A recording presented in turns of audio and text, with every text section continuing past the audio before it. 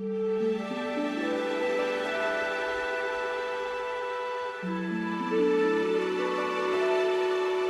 fisherman's extraordinary catch right then. Settle in for a tale that'll absolutely blow your mind.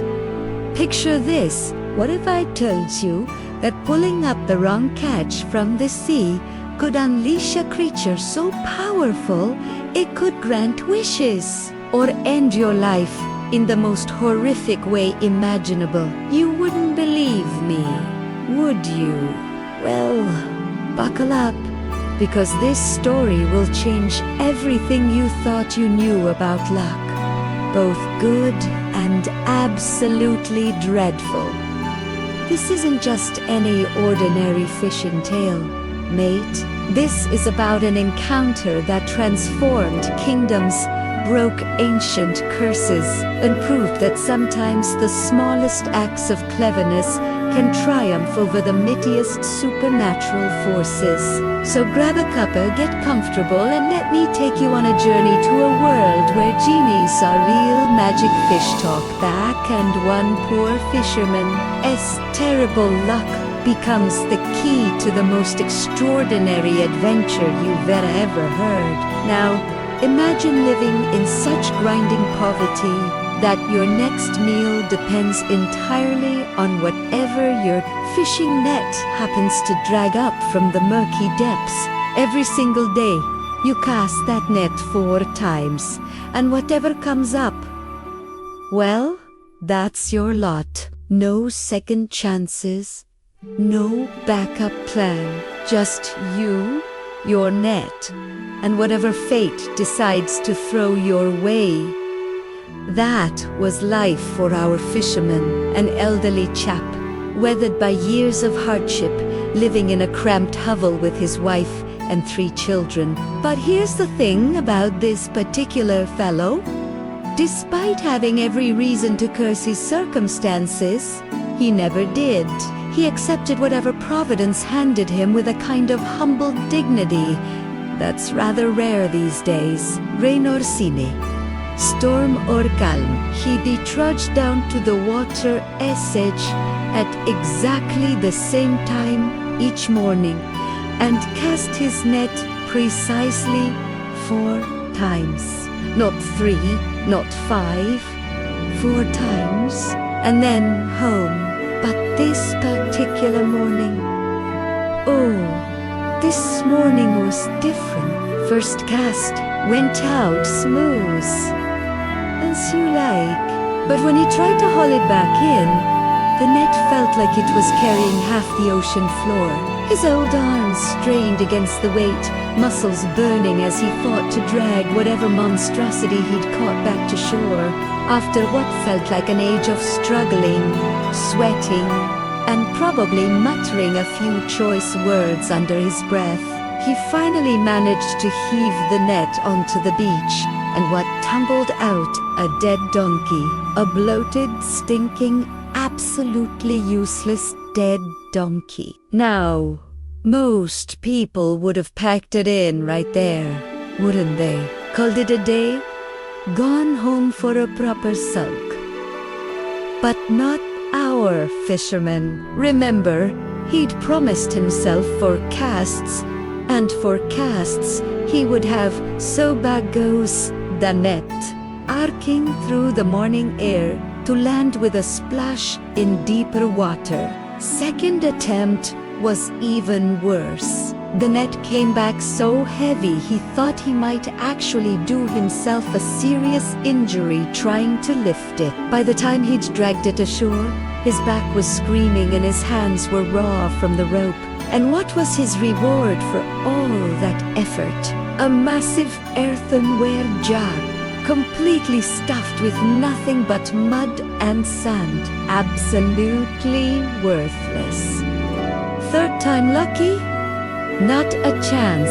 This go round, the net brought up what looked like the remains of someone's entire kitchen, broken pottery, shattered bottles, bits of old crockery that had clearly been sitting on the seafloor for decades. The sort of rubbish that makes you wonder if the oceans just one giant dustbin. At this point, any sensible person would have thrown in the towel. 3 strikes, you're out, and all that. But our fisherman, well, he'd made a promise, hadn't he, for casts, regardless of what happened. So he takes a deep breath, mutters a quick prayer to whatever deity might be listening, and sends that net sailing out one final time. And that's when everything changed. The weight that came back was unlike anything he'd ever felt. Not who's heavy. There was something almost alive about it. The net fought him as he pulled, as if whatever was strapped inside was struggling against capture. By the time he finally got it to shore, his heart was hammering and sweat was pouring down his face. What he found made his breath catch in his throat.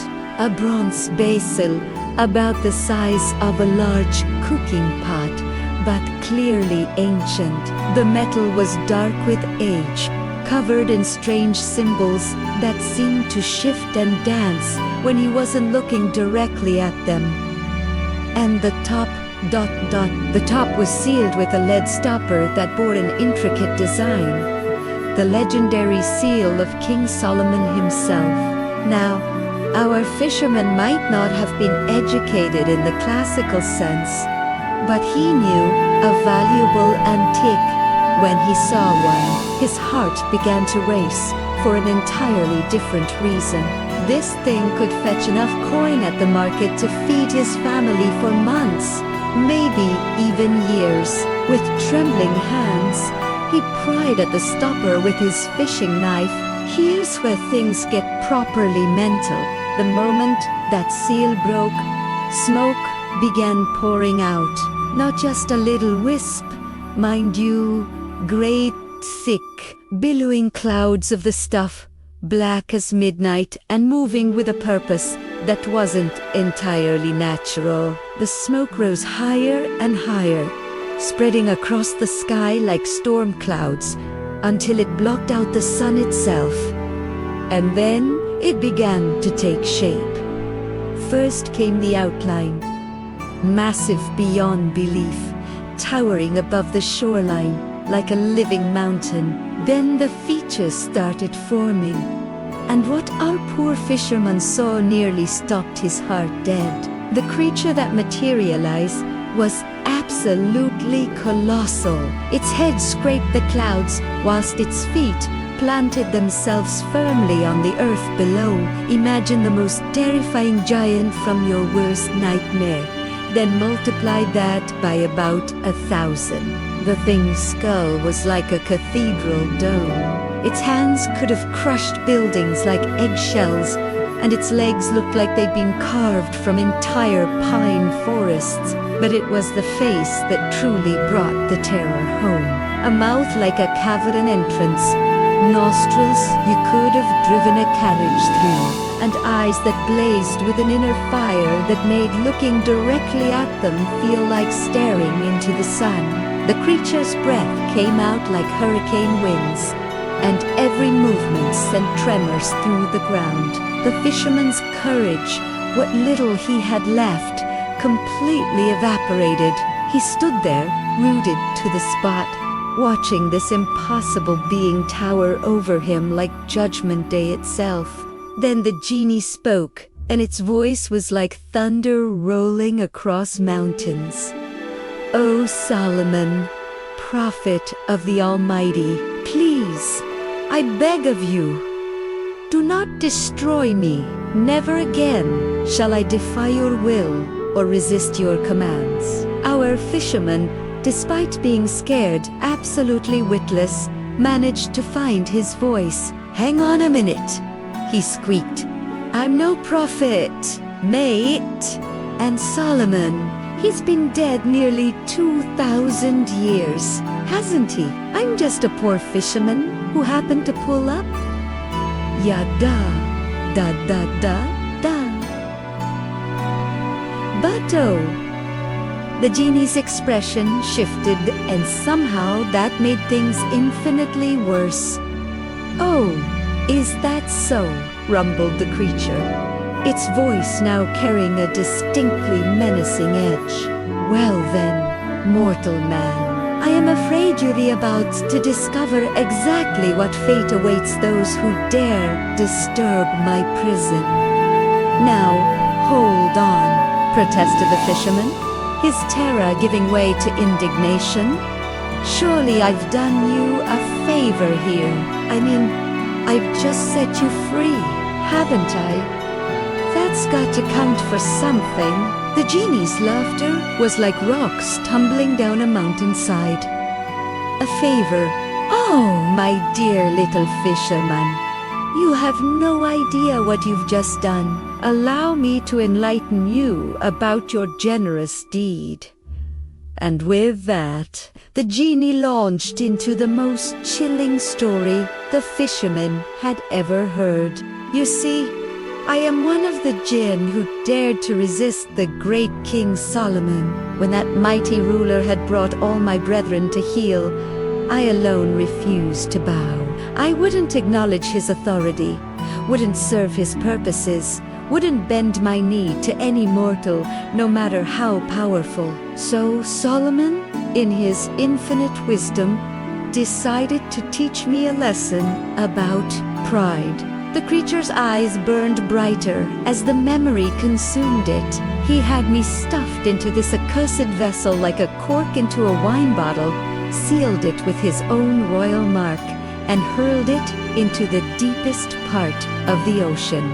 And there I've remained, conscious and furious, for, well, let's just say it's been a very, very long time. The fisherman swallowed hard, not liking where this was heading. Now, during my first century of imprisonment, I was still feeling rather optimistic. I swore to myself that whoever released me would receive treasures beyond imagination. All the wealth of both heaven and earth would be theirs for the asking. Rather generous of me, don't you think? The genie's smile was absolutely terrifying, but nobody came.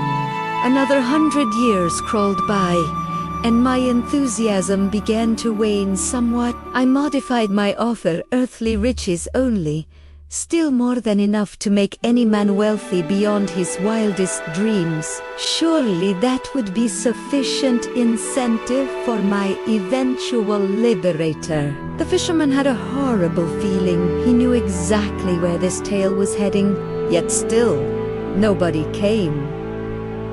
Can you imagine 2 centuries of waiting, hoping, listening for the slightest sound that might herald my release? So I lowered my expectations once more. 3 wishes only. The classic arrangement you humans seem so fond of. Quite reasonable, really.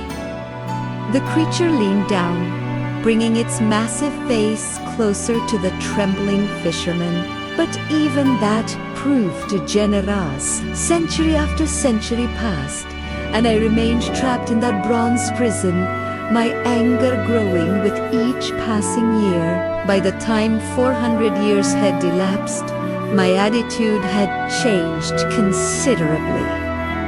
The genie straightened up, and its expression became absolutely murderous. I swore by Allah himself that whoever finally freed me would receive only one gift from me, the privilege of choosing exactly how they wished to die. And my dear little fisherman, that someone is you.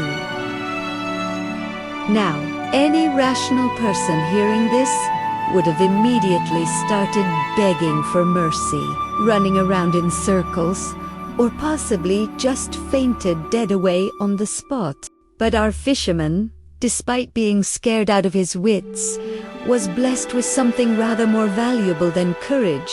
He had brains, and in that moment of absolute terror, those brains started working overtime. "Right then," he said, trying to keep his voice steady, "since you're determined to kill me anyway, There's just one tiny thing that's bothering me, and it's rather important for my peace of mind, if you don't mind me saying so."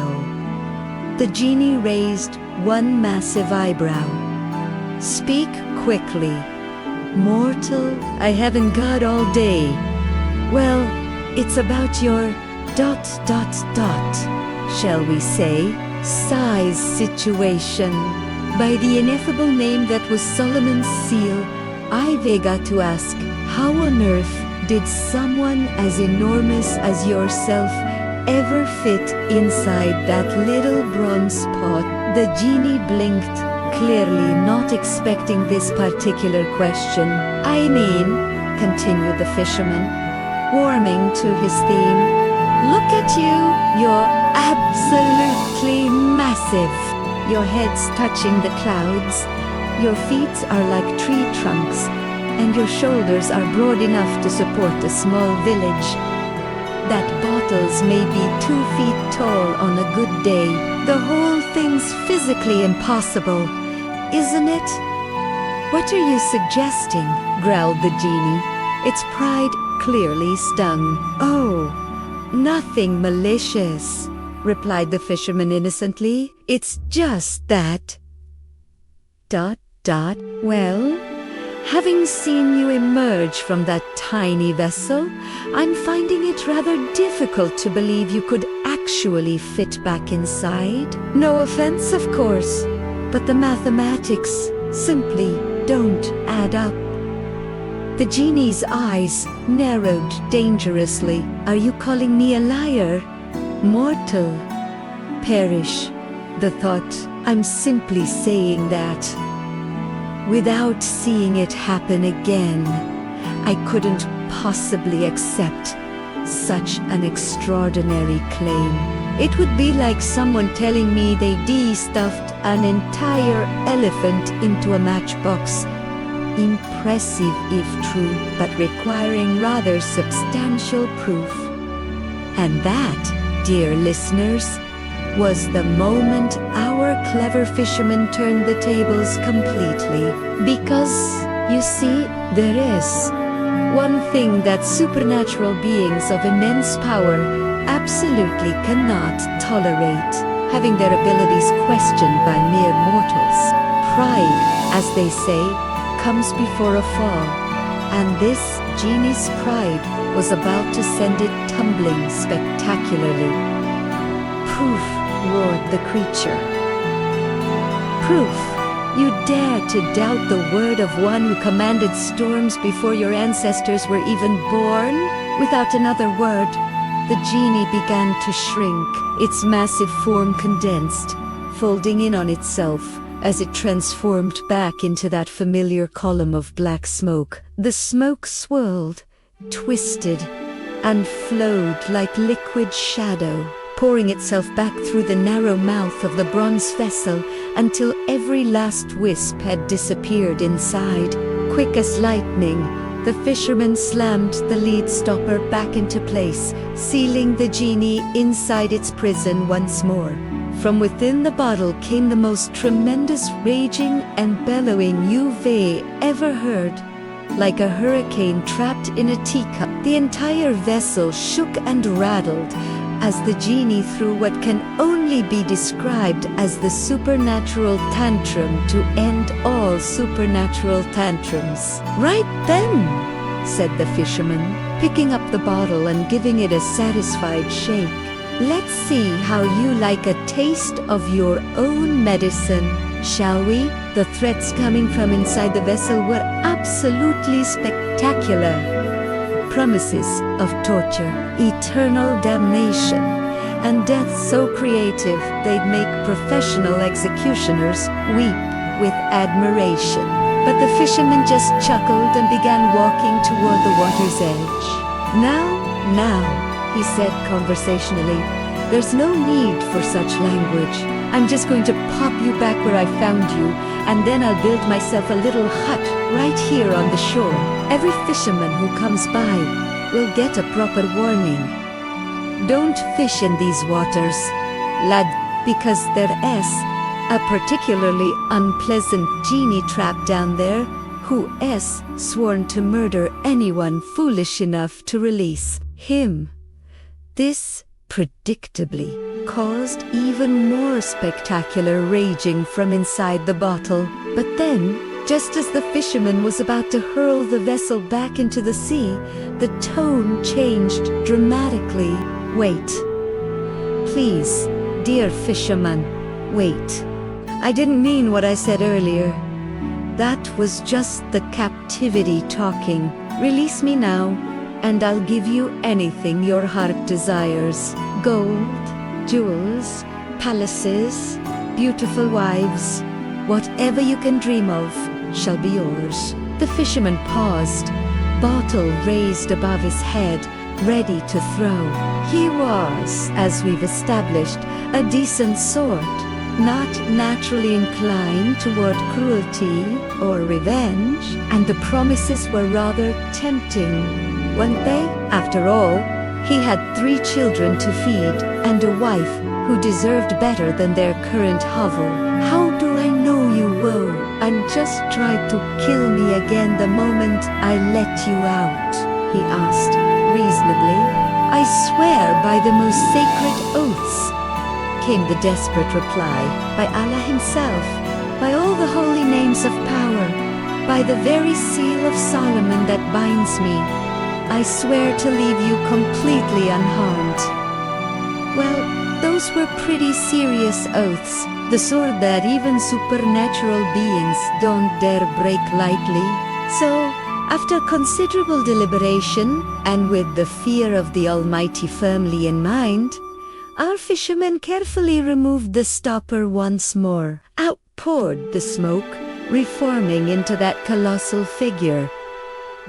Though this time, the genie's expression was considerably more sheepish. Without a word, it lifted one massive foot and booted the bronze vessel far out to sea, where it disappeared beneath the waves with barely a splash. The fisherman watched this display with some trepidation, wondering if he'd just made the worst mistake of his life.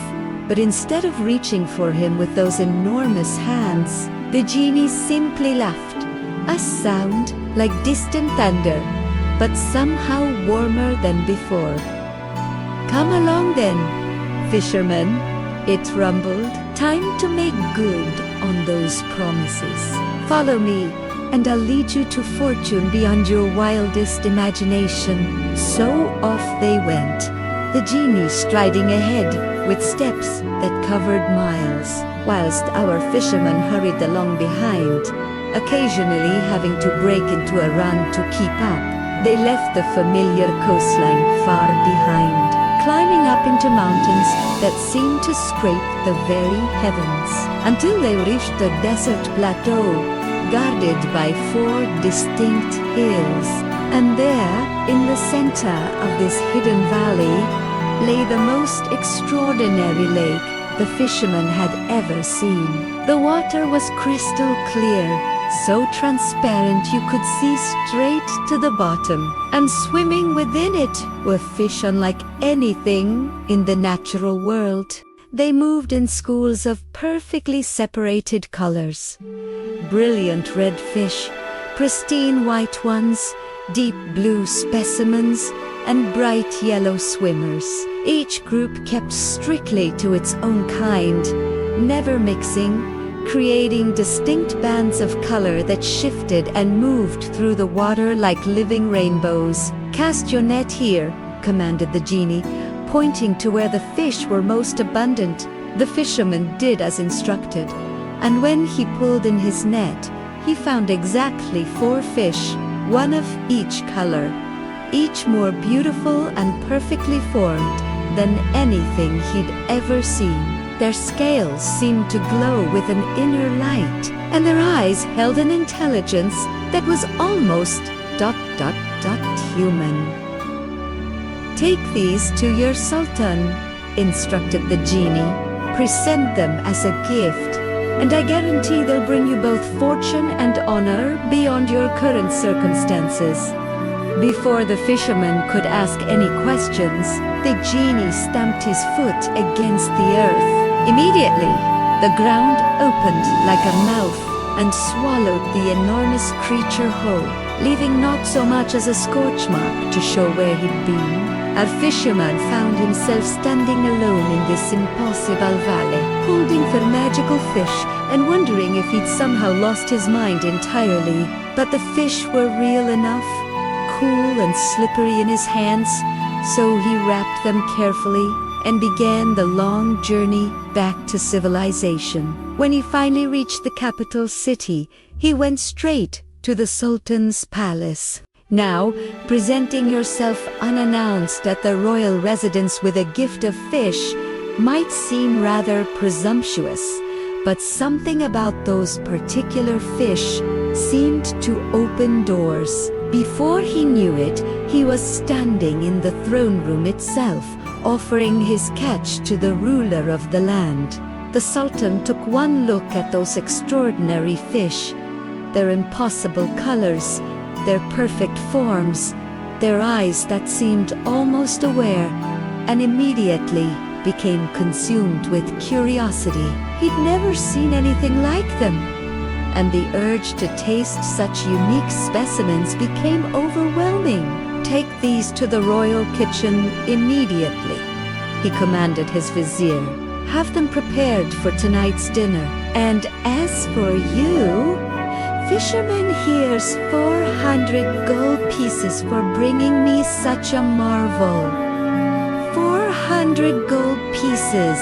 The fisherman could scarcely believe his fortune. He'd gone from facing death at the hands of an angry genie to receiving more money than he'd ever dreamed of possessing. With tears of gratitude streaming down his face, he hurried home to share the incredible news with his family.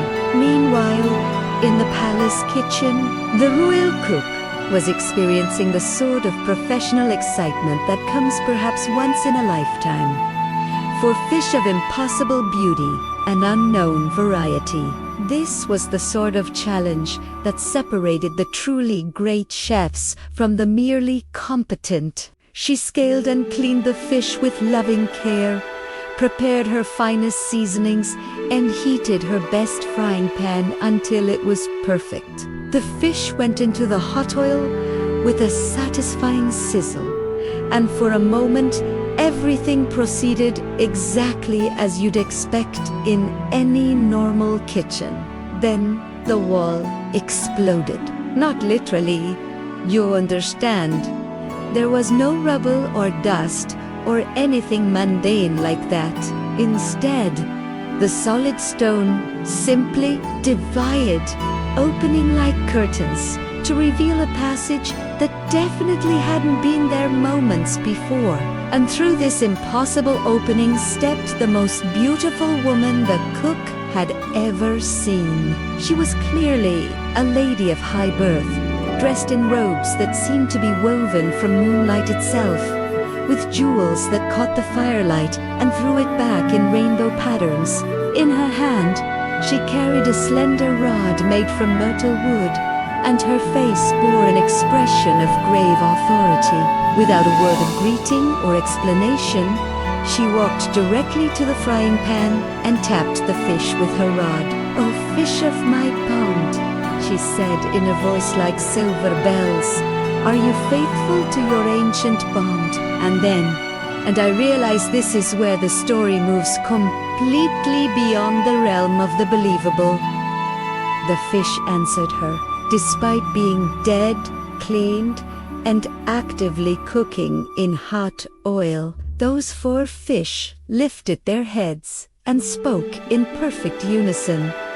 "Yes, the old agreements hold firm. What was promised shall be delivered. Hibahantik, the accounts balance perfectly." The beautiful woman nodded solemnly, then proceeded to flip the entire frying pan into the fire, reducing the fish to charcoal in an instant. She departed through the same impossible opening in the wall, which sealed itself behind her as if it had never existed. The poor cook stood there in absolute shock, staring at the ruins of what should have been a magnificent royal meal. When she finally found her voice, it was only to begin weeping, partly from terror at what she'd witnessed, and partly from the certain knowledge that her career was about to come to a very abrupt end. She was still sobbing when the vizier arrived to check on dinner preparations. I can explain, she stammered, though she absolutely couldn't. There was this woman, and she came through the wall, and the fish talked back to her, and then she burned everything, and I don't know what happened or why, but dinner is definitely cancelled. The vizier listened to this account with the expression of a man trying to decide whether he was dealing with a madwoman or if he somehow stumbled into a fairy tale. Either way, he had a very hungry sultan to deal with, and no magical fish to serve him. His solution was practical, if somewhat desperate. He sent swift messengers to locate the fisherman and convince him to return to that mysterious lake for 4 more identical fish. The reward offered was substantial enough to ensure cooperation. Our fisherman, still floating on the euphoria of his recent windfall, was more than happy to oblige. Back to the hidden valley he went, net in hand, and sure enough, 4 more of those impossible fish practically jumped into his net. The journey back to the palace seemed to pass in no time. This time, the vizier decided to oversee the cooking personally. He wasn't about to let some hysterical cook ruin another batch of these priceless fish with tales of talking, seafood, and magical women. But of course, the exact same thing happened again. The wall divided. The impossibly beautiful woman stepped through. The fish responded to her questions about bonds and promises, and the entire meal went up in flames. The vizier watched the whole thing with his mouth hanging open, trying to process what his eyes were telling him whilst his rational mind insisted it couldn't be happening. At this point, there was nothing for it but to inform the Sultan himself. The monarch listened to the vizier's stammering report with growing fascination rather than anger. This wasn't just about dinner anymore. This was a genuine mystery, the sort that demanded royal investigation. "Bring me the fisherman again," commanded the Sultan, "and this time I want 4 more fish, and I want to witness this impossible occurrence myself." So for the 3rd time, our increasingly bewildered fisherman found himself trudging back to that hidden valley. The fish seemed almost to be waiting for him. And once again, 4 perfect specimens found their way into his net. This time, when the fish went into the frying pan, the Sultan himself was watching from the kitchen doorway. He saw the wall part like water, saw the luminous woman step through, heard her question about ancient bonds, and witnessed the fish's impossible response. But instead of the beautiful lady they'd seen twice before, what emerged from the wall this time was something altogether more terrifying. The figure that stepped through the opening was enormous, built like a bull, with skin dark as midnight and muscles that seemed carved from stone. His face bore an expression of such rage that the very air around him seemed to crackle with menace. In his massive hand, he carried the same type of myrtle rod, but somehow it looked far more like a weapon when he held it. His voice, when he spoke, was like rocks grinding together in an earthquake. "O fish of the pond, do you keep faith with your ancient promises?" The fish gave their familiar response about bonds and debts and balanced accounts. Without another word, the terrifying giant overturned the pan into the fire and stalked back through the wall, which sealed itself behind him. The Sultan stared at the charred remains of his dinner, his mind racing. This wasn't just magical. this was something far more complex. The fish, the mysterious figures, the talk of ancient bonds and promises. There was a story here, a history that demanded investigation. "Fisherman," he said, turning to the trembling man, "these fish of yours, where exactly do they come from?"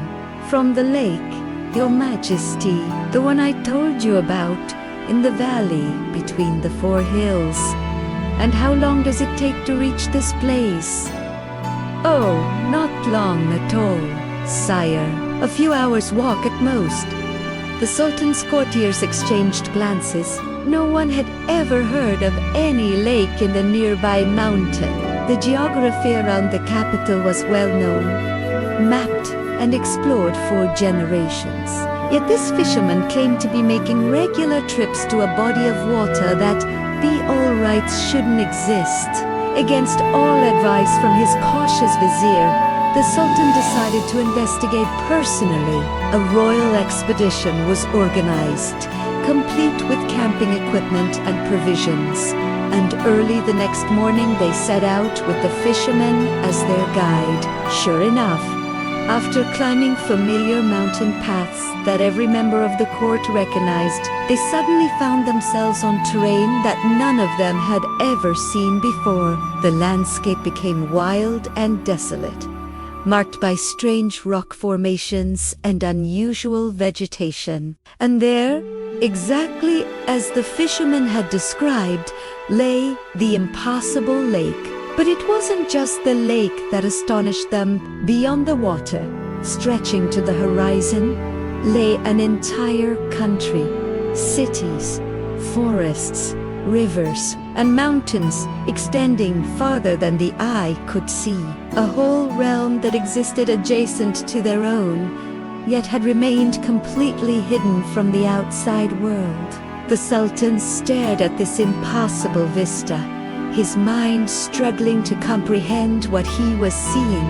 How could an entire civilization exist so close to his own capital without anyone knowing about it? What forces could hide such a vast territory from discovery? "Set up camp," he commanded his followers. "I'm going to explore this mystery personally." His vizier and guards immediately began protesting.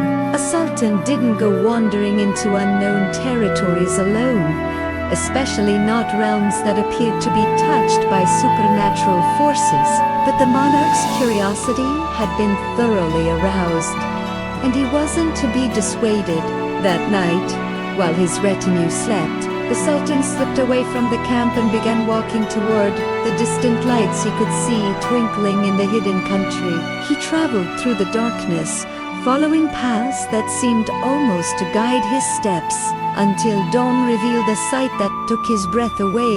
Before him stood a palace of such magnificent beauty that it seemed almost to glow in the morning light. Its walls were built from marble so white it seemed to capture and reflect the sun itself, whilst towers and minarets rose toward the sky like prayers made manifest in stone. Gardens surrounded the structure, filled with fountains and flowering trees that should have been tended by armies of gardeners. But there were no gardeners. There were no guards at the gates, no servants in the courtyards, no signs of life anywhere. The palace stood in perfect condition but utterly abandoned, as if its inhabitants had simply vanished into thin air. The Sultan approached cautiously, calling out greetings that echoed unanswered through empty corridors. The gates stood open, inviting but unguarded. Inside, he found wonders that defied description. Rooms where gold dust lay scattered across floors, like sand, fountains filled with pearls instead of water, chambers lined with tapestries that seemed to move and shift when viewed from the corner of one's eye. But all of it was empty, magnificent, perfectly preserved, but completely devoid of human presence. As he wandered through this impossible palace, the Sultan began to hear something that made him stop and strain his ears. Somewhere in the distance, so faint he wasn't sure if he was imagining it, came the sound of someone weeping. The grief in that voice was so profound, so heartbreaking, that he found himself drawn toward it, despite every instinct screaming at him to leave this haunted place. Following the sound through increasingly ornate corridors, he eventually came to a doorway hung with rich curtains. Beyond lay a chamber that somehow managed to be both magnificent and tragic at the same time. And there, seated on a couch of ivory and gold, was a young man of perhaps 25 years. He was clearly nobility. His clothes were of the finest materials. His bearing spoke of royal blood, and his features had the refined beauty that comes from generations of careful breeding. But his face was marked by such profound sorrow that looking at him was almost painful. Tears streamed constantly down his cheeks, and his entire posture spoke of a grief so deep it had become part of his very being. "Peace be upon you, young prince," said the Sultan gently. The young man looked up, and though he returned the greeting courteously, he made no move to rise from his seat. "Forgive me for not standing to properly welcome such a distinguished visitor," he said, his voice carrying the cultured tones of the educated elite. "But I'm afraid my circumstances make such courtesy impossible." As he spoke, he lifted the hem of his magnificent robe, revealing something that made the Sultan gasp in shock and horror. From the waist down, the young man was solid marble. His legs, his hips, everything below his middle had been transformed into cold stone. Only his upper body remained flesh and blood, creating a grotesque fusion of living man and carved statue. "By Allah," whispered the Sultan, "what evil sorcery has done this to you?" The young man's tears flowed even faster. "Since you ask, noble stranger, and since your face shows genuine compassion rather than mere curiosity, I will tell you my tale. But I warn you, it is not a story for those with weak hearts or delicate sensibilities." He gestured for the Sultan to be seated, then began the most extraordinary narrative the monarch had ever heard. "Thank you for allowing me to be a part of your night. May you find deep peace and restful sleep. Wishing you the sweetest dreams. If you liked it, please like, comment, and subscribe. Bye.